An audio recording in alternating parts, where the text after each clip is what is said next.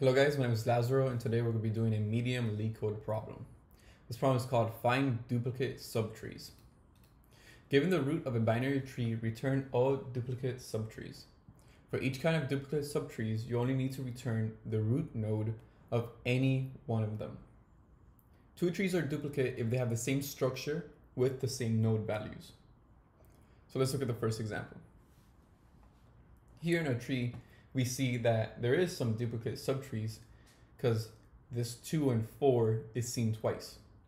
2, the root node of this subtree, has a left child of 4 and then a right child of null.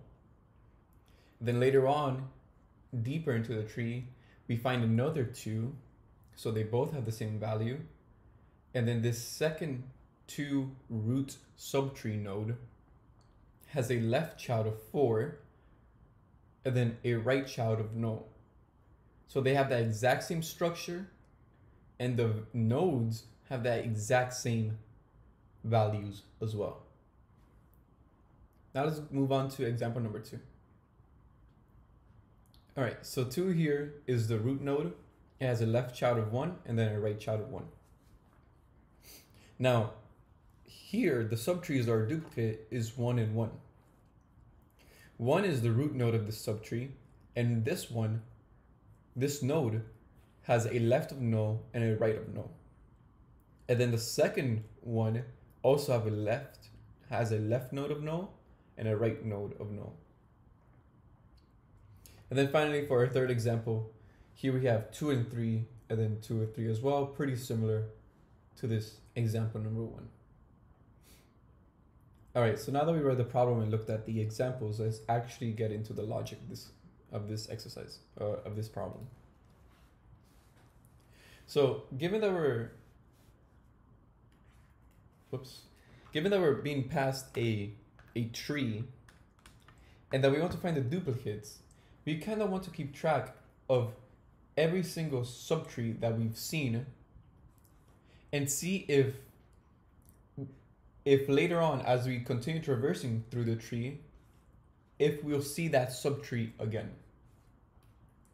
Now, if that sounds familiar, or if a data structure to complete or to fulfill those needs sounds familiar, that's because we're going to be using a hash map. In a hash map, in the keys, we can add the path or the subtree, and then the value, we can initialize it to 0. And then if we see a similar subtree that has the exact same node values and the exact same structure, we can increment that 0 to 1, meaning that we have seen that subtree twice because it moved from 0 to 1. We could also initialize it from the beginning to 1, and then if we see it again, we can change 1 to 2. But let me draw out what I'm talking about. So right here, we're gonna have a hash map where we're first be looking at our root node 1, and this whole structure is gonna look something like this. Now, I do want to let you guys know that you cannot straight up add a node to the hash map, because this node number 2, if you add this node number 2 to the hash map, it would add, of course, the node itself, but also every other nodes which will give us its whole structure. But then once you get to this second 2 over here, when you try adding it to the hash map, it would add it as a separate key. And that's because these 2 nodes and their structures are on different memories. So it doesn't take it as the same subtree. It treats it as 2 different ones. To get through that, instead of just adding the node and its structure itself to the hash map, let's just add its path. And let's add that path as a string. So right here, if we're currently looking at 1, that path might look like 1, then 1 goes to 2, and then 2 goes to 4, and then 4 goes to nothing,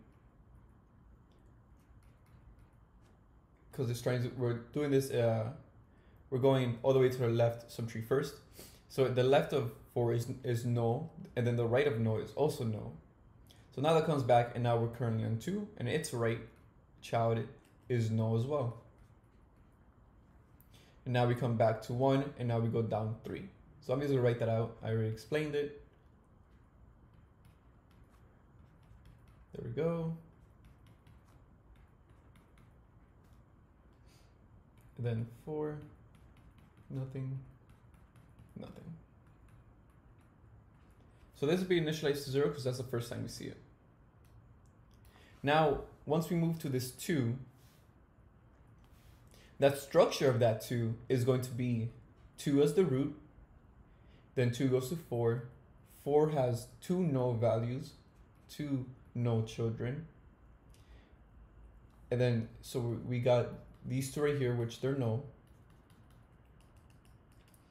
And then we're going to be, once we finish with this 4, we're going to move back to the 2 and get its rate. But its rate is also no, so we're just going to put a hashtag for there. And that's be the first time we see it, so we initialize it to 0. Now, I don't want to write it all these paths for every single subtree.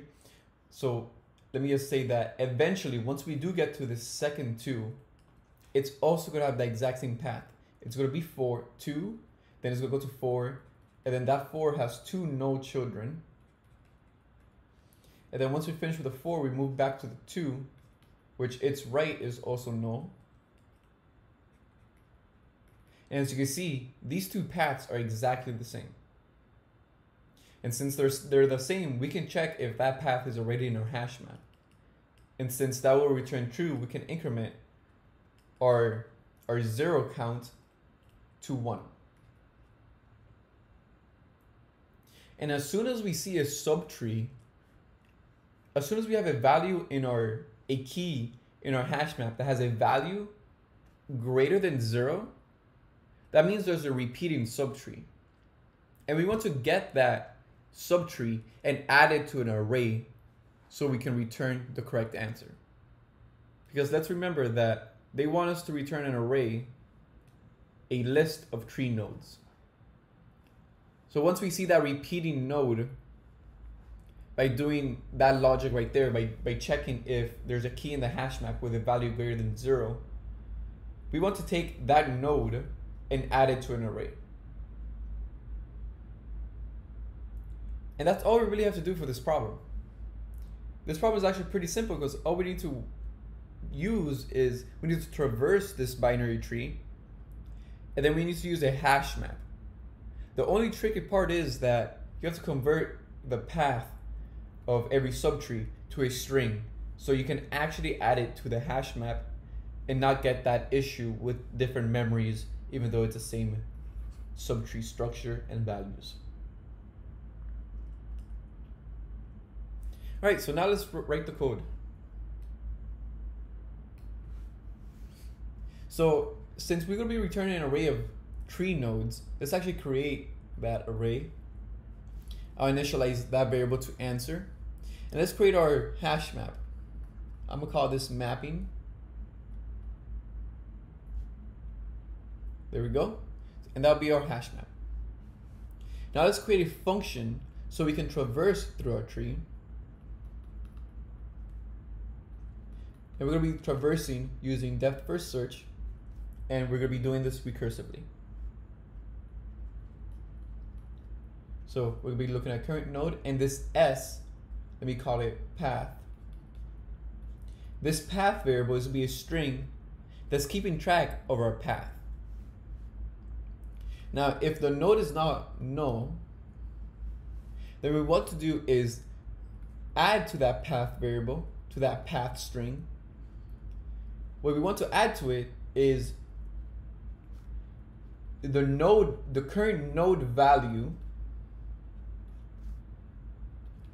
plus a little hyphen right there, a little minus sign to show there's a separation between nodes, plus the depth first search of this node dot left. And let's also use path. Now the reason why we want the left is while we're doing this call, while we're calling this function within the function itself, is because we're doing this recursively. So this right here will give us the path to the left of the current node we're looking at. The path of the left child of the current node. Now we also want to do something similar, but with the right side.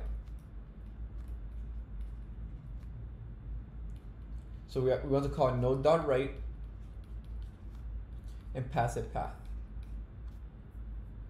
Now I broke this up because I don't want to make this one line super long, but basically here we're getting the current node, doing a little minus sign so we know that we're going to, so we know we can break up the current node value and its left child node's value. So we're getting the current node, let's break it up. This is basically representing edge. And then let's get the left subtree of this current node, or the left path string of this current node. And then let's also add a hyphen to create another edge, which is going to represent the right subtree edge. So let's create that edge, and then let's get the right subtree path string and add it. Perfect. So now our path variable is going to have the whole path of the current node we're looking at. So for example, if the current node we're looking at is 1, then our path variable will look like this. But if our current node was something like 2, then our path variable would currently look like this. And I will add these hashtags later on. I'll explain it why we would be using that. Perfect. Now, if the path is in our mapping, is in our hash map, then let's increment that value.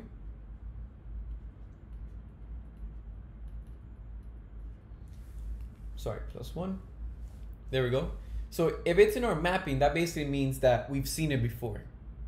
And if we've seen it before, let's increment by 1. Now, if that path inside our mapping, if that has a value of 1, then that means we've seen it a second time.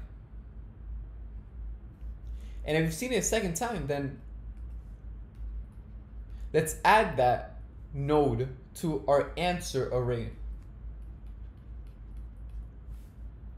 And then the reason why I'm saying if we've seen it, if the value is equal to 1, that means we've seen it twice, is because if it's not in our mapping, then let's actually add it and initialize it to 0. So this adding to our mapping, to our hash map, and making it equal to 0 basically represents us seeing it for the first time. Then when we see it a second time, we increment its value by 1. And if its value is equal to exactly 1, then we know we want to add it to our array of tree nodes, which will be our answer, which is what we're going to eventually return. Perfect. Now, still inside of this function, we want to return our path. So it can be used to build out the path of a node. And now we want to create an else. Because remember, we've been working inside of this if statement so far, if the node is not null. But if the node is null, then we're going to want something to represent a null node. Which here I use a hashtag because I don't know, the hashtag just seems like it's a good character to use to represent a empty node. So I use the hashtag. You could use a question mark or whatever, but I use a hashtag. So if the node is null, what we want to return is just a hashtag. And that will help build out our correct path for the current node we're looking at.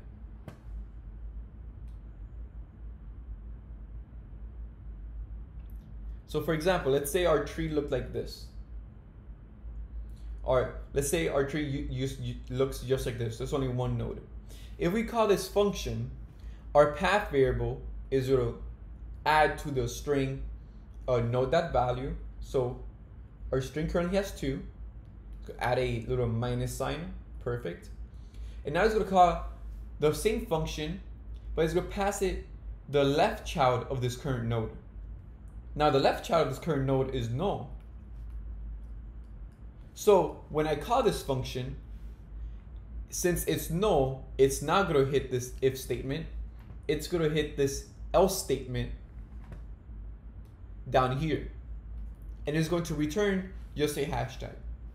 So now the string here, I'm going to include a hashtag, because that's exactly what this function call returned. Now I'm going to add another minus sign, and I'm going to call the function again, and I just realized I misspelled right, but I'm going to call the function again, but this time passing it its right child. So if I pass it the right child, its right is also null, so it's also going to return a hashtag. And that's our whole path for this current node we're on. And as you can see, that is actually correct. So I did that just so I can help you guys visualize what exactly is going on, because I know recursive function calls could get a little bit confusing, and it's also pretty hard to explain, but you just really need practice to really understand what's going on. But so I just wrote that out to help you guys understand it. Okay, so perfect. Now outside of this function call, we want to call the function. Let me draw this a little bit bigger. We want to call a function, pass it our root node, and then pass it an empty string. The reason why we're passing an empty string is because in the beginning, that's all we have. In the beginning, there is no path. We cannot assume a path. So let's pass it an empty string and let the function build out the path itself. Now, since this function is also appending to our answer array, if we've seen a subtree more than once, all we really have to do in the bottom is, after we call the function, all we really have to do is just return the array. Let's just return our answer array. And that's because it was being built out as this function was running. And this is all the code we need to solve this question. So now let's see if it actually works.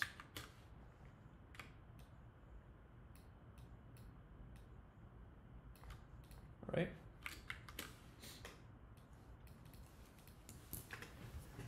So let's create our array. And then let's create our mapping, which is going to act as our hash map. And now let's create that function to traverse the tree. Give it path and node. Now, if the node actually exists, let's build out that path. And to this path, let's add the current node value, but as a string, of course. Then let's add a hyphen to represent that edge. And finally, let's call the exact same function, but passing it the left child as the node, and then the current path as the path. This will build out the path of the left subtree, but now we will also want the right subtree.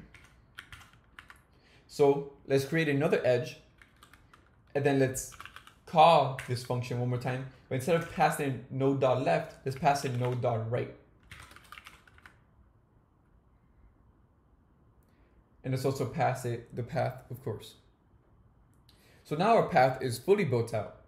Now we want to check if we've seen this path in our mapping before, let's increment this path by 1.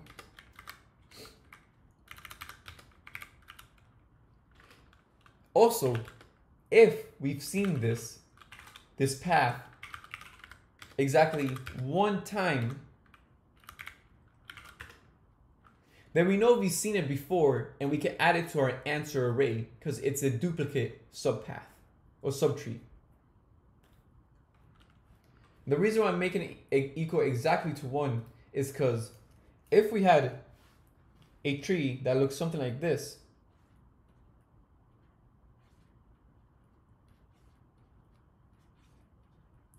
then the answer here that we want to return is 4. But we want to return it only once, because here 4 repeats 3 times. And we want to have it in our answer array repeating only once. So that's why I'm making it equal to exactly 1. Because as soon as it hits exactly 1, we know we've seen it another time. And now this, it could add up. We could have seen it 5 times, 7 times, 6 times. It doesn't matter. We only care when we've seen it the second time. So if that's the case, let's append this node to our answer array. Else, let's add the path to our mapping. And let's set it equal to 0. And then finally, let's just return the path so it could, once we do call this function recursively, it could actually build out the path of the current node we're looking at. Else, if the node does not exist, then what we want to do is let's just return a hashtag to represent a null node. Then finally, we can actually just call this function, pass it the root, pass it an empty string, let it traverse the tree, and let it build up the answer array. And once we call that, all we really need to do is just return answer.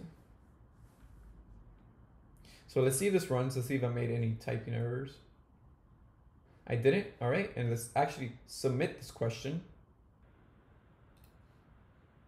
And let's see if it gets accepted.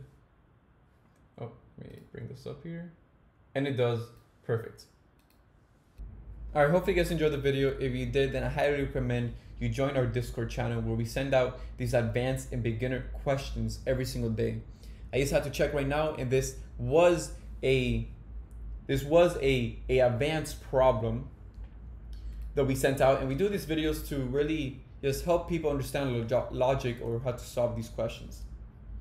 Other than that, I really hope you guys did enjoy it, and thank you guys for watching.